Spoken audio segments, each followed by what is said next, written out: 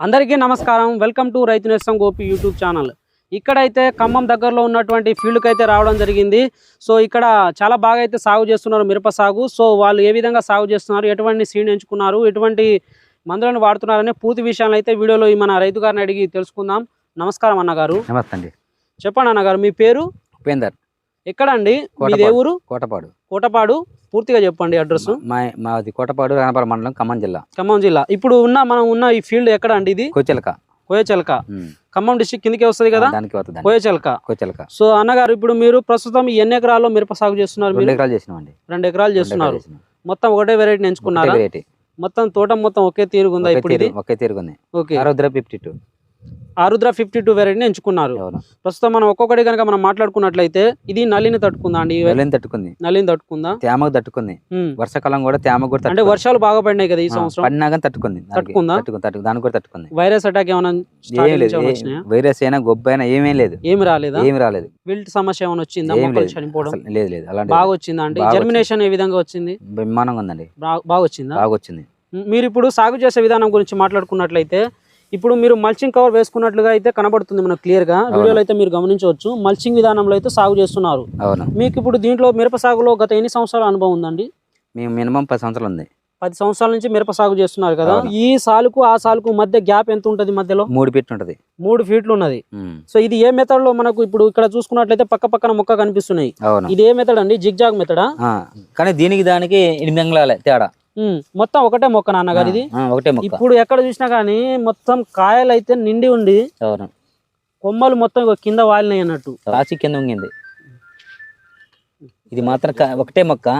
కాయ కూడా చూడనట్టు కాసింది, దగ్గర కనుపులు బాగా కాసింది. ఆరుద్ర 52 మొత్తం ఒకటే చెట్టు, ఒకటే పిలక, 2 మొక్కలు, ఒకటే మొక్క.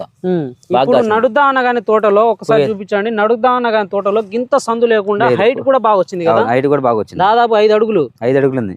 5 అడుగుల హైట్ తోని ఇక్కడ దాకా ఉంది మనిషికి. అవును, బాగుంది. ఓకే. అసలు మనిషి కాదండి, అసలు తోట ఎట్ట మాకు భయం అవుతుంది. కూలోళ్ళు ఇప్పుడు ఆల్రెడీ కోత స్టార్ట్ చేసినట్టుగా ఉన్నారు, కనిపిస్తున్నారు.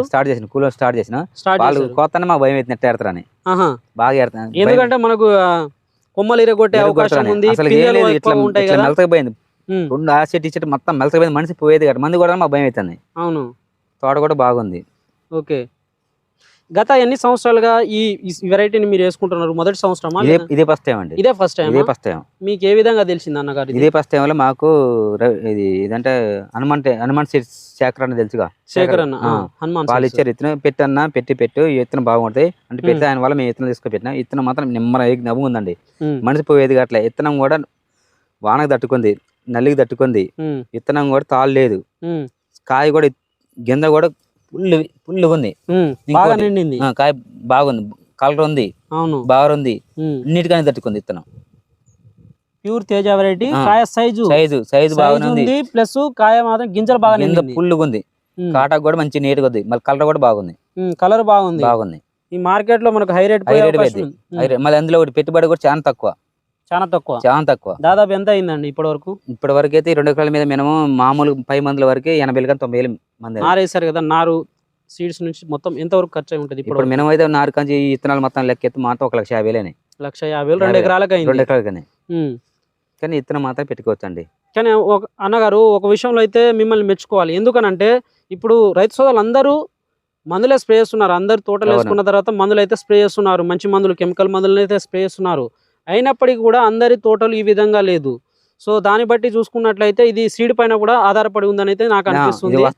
దానితో పాటుగా మీ కష్టం అనేది క్లియర్ గా అయితే కనిపిస్తుంది. విత్తనం అయితే మాత్రం మంచి విత్తనం. ఎందుకంటే ఎన్నో విత్తనం మేము కూడా ఇది కాకుండా ఇంకా నేను అవతల 8 ఎకరాలు తోడేసిన దాని మీద నెంబర్ 1 ఉంది. అక్కడ కానీ ఇది బాగుంది. ఎందుకంటే విత్తనం సీడ్స్ మంచిది. ఇది ఓకే, మంచి విత్తనం.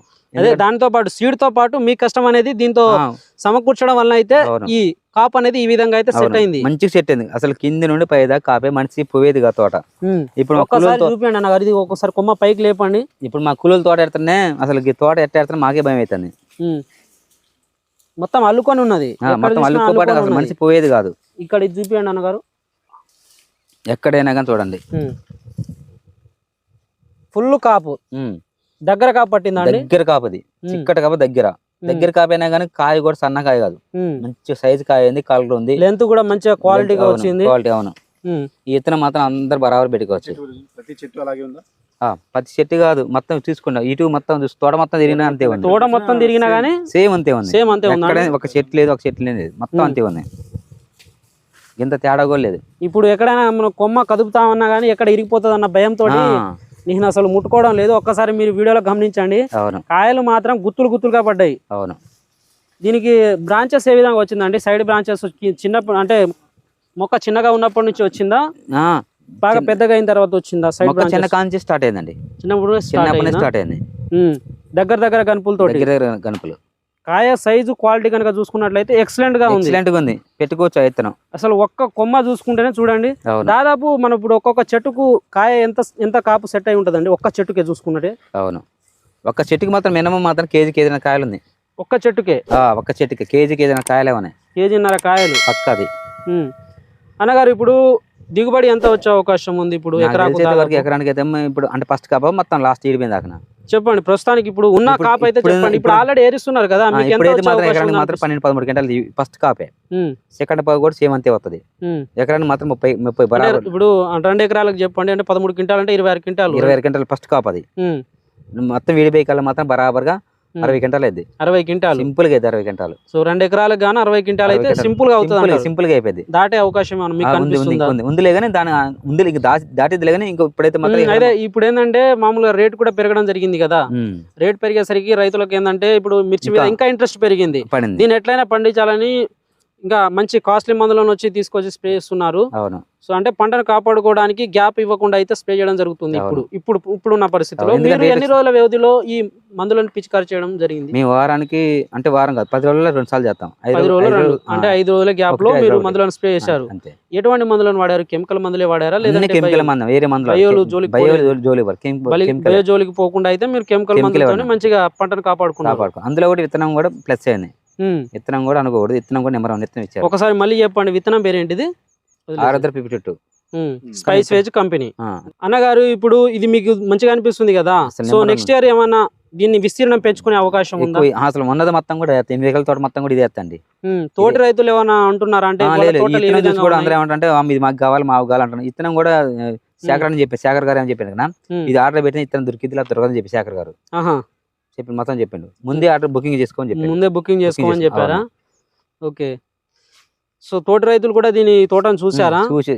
ఫీల్డ్ కూడా పెట్టినట్టుగా కనిపిస్తుంది. తోట ఫీల్డ్ కూడా పెట్టారు. వచ్చిన కూడా ఆశ్చర్యపోయి చింతకాయలు కాసినట్టు కాసింది. అవును, చింతకాయలు కాసినట్టే కాసింది. మీరు చూడొచ్చు వీడియోలో, ఎక్కడ చూసినా చూడు కాయలు మొత్తం నిండి ఉన్నది. కొమ్మ ఇట్లా మనం ఇటు వంచినా కానీ కొమ్మ ఇరిగిపోయేటట్టుగా ఉన్నది. అవును, కాయలు మాత్రం ఫుల్ గా పడ్డాయి. అవును.